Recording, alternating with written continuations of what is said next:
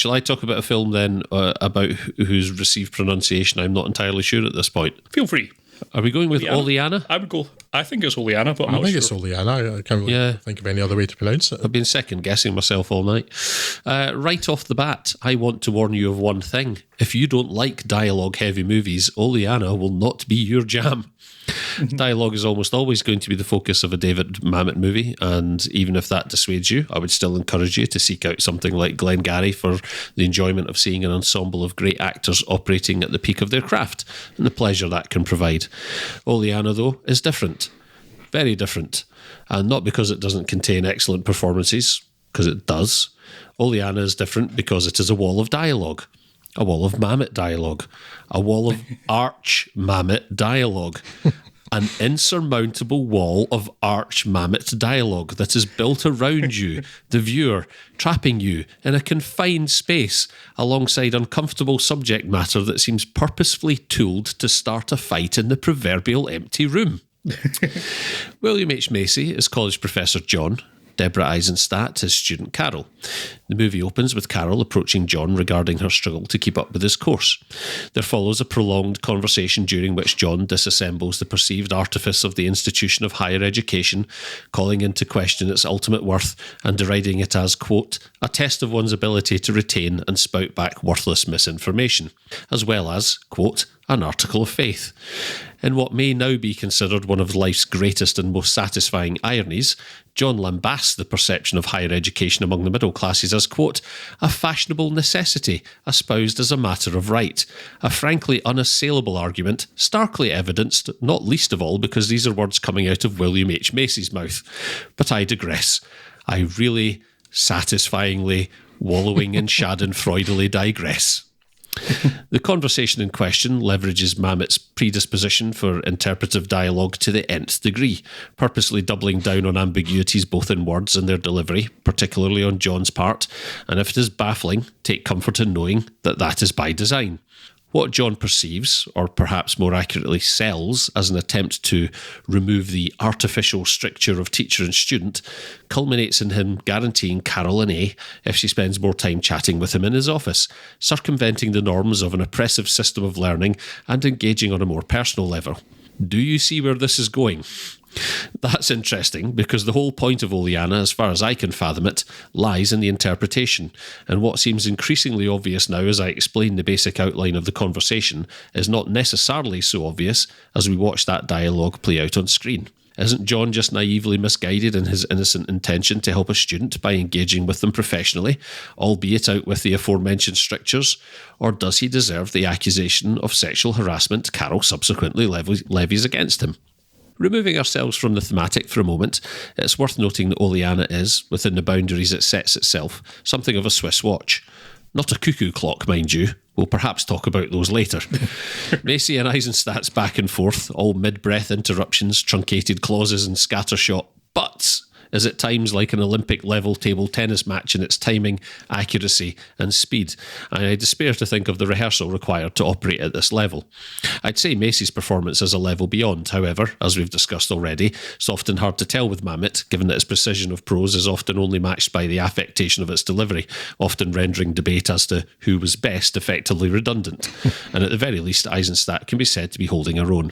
Ultimately, though, the star of any Mamet work is Mamet, and here he gets the impression of an artist coming dangerously close to disappearing up his own arse. That Oleanna may ultimately be enjoyed in a disassociative technical sense is evident, but it certainly need not necessarily be considered enjoyable in the traditional. I'd argue there's a great deal of craft on display, ranging from very good to exceptional, but I might reasonably ask to what end we are employing that craft in a movie which has the stated aim, check the tagline in the promotional material, of making everybody wrong. Very clever, David. I'd say go to the top of the class, but we've already established that the class is a lie. I want to like Oleanna, I really do, and I think there's a great deal of value to be had in the conversation around those topics it presents. I'm just not sure that I want it to be a movie, or perhaps, more accurately, I don't want it to be this movie. But the fact of one not liking something does not preclude the state of one respecting it, and I guess that's probably where I sit. You began, Craig, by talking about dialogue-heavy movies and things, and I actually really like dialogue-heavy movies. if you consider that a type of film on its own, then it's probably my favourite type of film. I do not, however, like this dialogue. Not at all. You're kidding. You've expressed a discontent with Mamet generally, and you didn't like this film?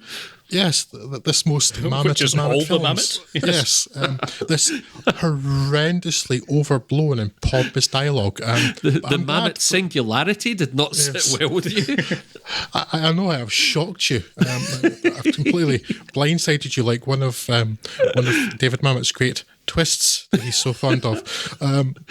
You never saw this one coming like those, I'm sure.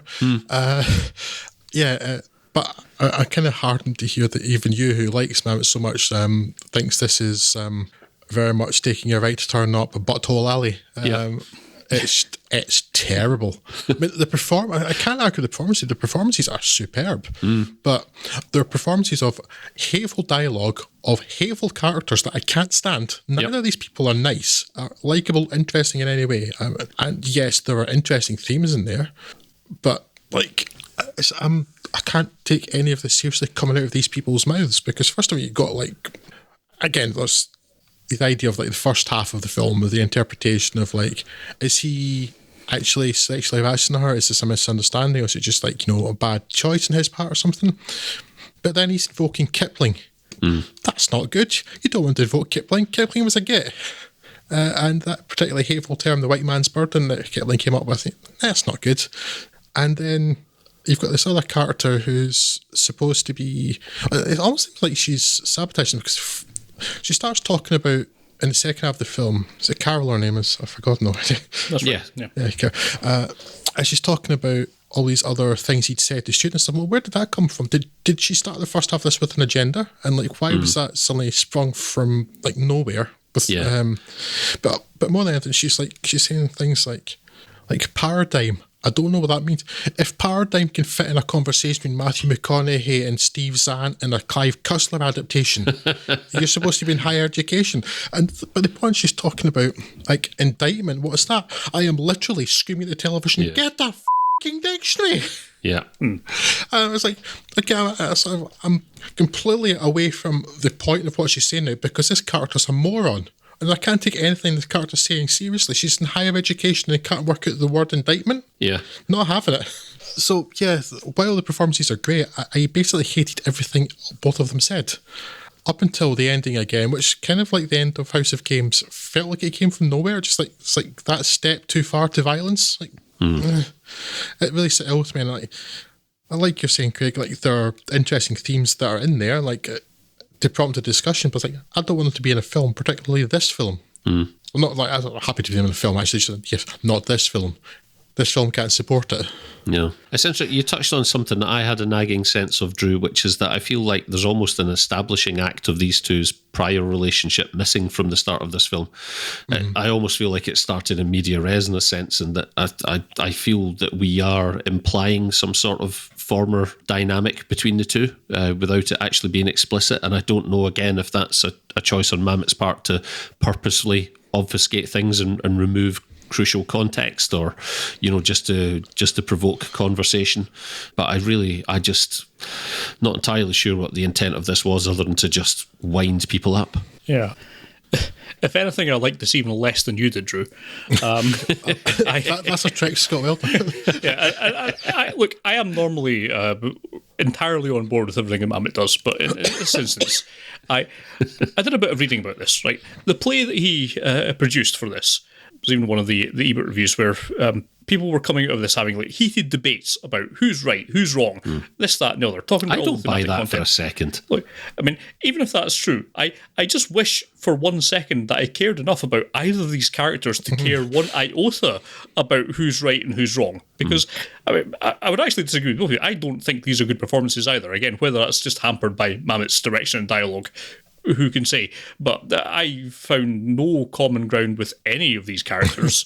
And to a degree, okay, you don't need to do that. You don't need to personally identify with any of them. But both of them felt like aliens, talking in ways that, even for Mamet standards, do not sound like normal human beings. Yeah. Truly purposely obtuse, isn't it? Yeah. Macy is just bad. He's a terrible communicator, and obviously he's acting like a terrible communicator. This character is a terrible communicator. That's the point of this. But still, it's just difficult to watch. And I completely agree with what Drew's saying. Carol, Deborah Eisenstadt's character, just made me want to scream at the screen. Anyone that's in higher education that can't work out fairly simple words from context should not be in higher education. Exactly. And yeah, that's particularly given the whole concept, the conceit of this film is that she's complaining about failing a class. So it seems like she should be, because she can't understand not an basic unreasonable concepts. outcome, Carol. Yeah, yes. It seems your grade is well deserved because you are a moron.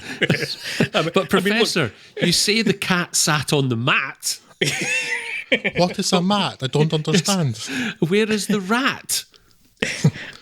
And again, if we're going back to, I can see a platonic ideal of this film that does cover these kind of things, and the themes that are there in each of the kind of 3 acts that is kind of divvied up in that make a kind of sense from a sort of abstracted, thought about logical concept, but in the way that it's presented in this film in particular, it doesn't work. I thought this was almost unwatchable, which is really the only one of these films that I really could not possibly recommend. Yeah. This is just, it's a real chore to get through, even if you like the kind of artifice that Mamet brings to his films. Yeah. And this is just a bridge too far. It is too much Mamet. This needs to be substantially less Mamet, and it might work. Somewhere underneath here is arguably one of the most important movies that you could make now, right? Yes. And one of the most important conversations we could probably possibly have as a society. It's just, and as you say, in the abstraction of it, I'm not entirely sure what the ideal was. And it's something, it comes across as something else entirely. And if Mamet's stated aim with this play is simply to infuriate his audience, then again, well done, David. Well done. Yeah. 100% successful. Yeah. You can have an A, David. And you don't have to sit and talk to William H. Macy to get it.